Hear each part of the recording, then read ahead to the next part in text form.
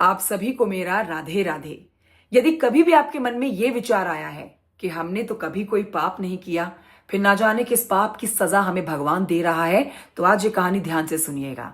ये कहानी आपको यही शिक्षा देने जा रही है कि कलयुग में ऐसा कोई व्यक्ति नहीं है जिसने कभी कोई पाप ना किया हो।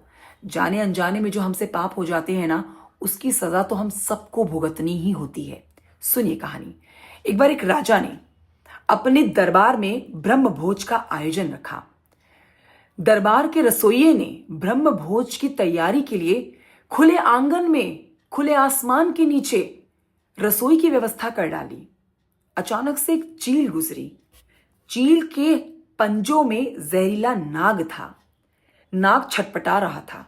खुद को बचाने के प्रयास में उसने चील के ऊपर जहर की कुछ फूंकार छोड़ डाली, किंतु वो जहर की फूंकार खुले आसमान के नीचे जो रसोई चल रही थी, ब्रह्म भोज तैयार हो रहा था, उस भोजन में जा गिरी। वो भोजन ब्राह्मणों ने खाया और ब्राह्मण काल के गाल में समा गए।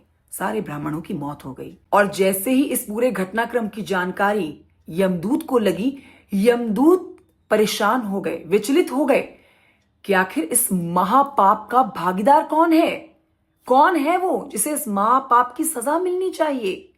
वो राजा जिसने ब्रह्म भोज का आयोजन रखा, या वो रसोइया जिसने महल के खुले आंगन में रसोई की व्यवस्था की, या वो चील जो खुले आसमान के ऊपर से उस भोजन के ऊपर से उड़ी, या वो सांप जिसने मारने का प्रयास तो चील को किया, लेकिन उसकी जहर की फूंकार, जहर की बूंदें भोजन में जा मिली और ब्राह्मण काल के गाल में समा गए। यमदूत इस बात से परेशान थे।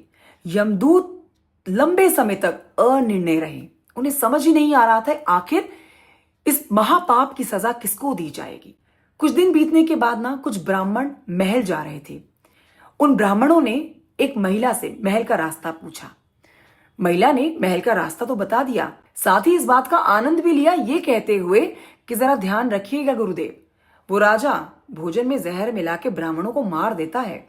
पहले एक घटना हो चुकी है जहां पर कई ब्राह्मण काल के गाल में समाये हैं। जैसे ही ये बात यमदूत को पता चली, यमदूत ने इस महापाप का भागीदार उस महिला को जाना और इस महापाप की सजा उस महिला को दे डाली। इस पूरे घटनाक्रम में यमदूत के सेवकों के मन में एक प्रश्न था। उन्होंने यमदूत से पूछा, महाराज ये बताएं कि आपने सजा इस महिला को क्यों दी? राजा, रसोइया, चील, सांप, ये चारों निर्दोष कैसे हो गए? यमदूत ने कहा, जब कोई व्यक्ति पाप कर रहा होता है ना, तो वो उस पाप का भरपूर आनंद ले रहा होता है। इस पूरे घटनाक्रम में ब्राह्मणों की हत्या में ना ही राजा, ना ही रसोइया, ना ही चील और ना ही सांप, किसी ने भी इस पाप का आनंद नहीं लिया, किंतु ये महिला जिसने ब्राह्मणों को रास्ता तो बताया, किंतु पुरानी बात का बखान करते हुए उस घटनाक्रम का आनंद भी ले डाला। और इसी वजह से इस महिला को इस पाप की सजा भोगनी पड़ी। यदि ये कहानी आपको अच्छी लगी है तो मुझे कमेंट बॉक्स में राधे राधे जरूर लिखिएगा। लगाइए श्री कृष्ण के नाम का नारा और कहिए जय श्री कृष्णा। राधे राधे, राधे राधे।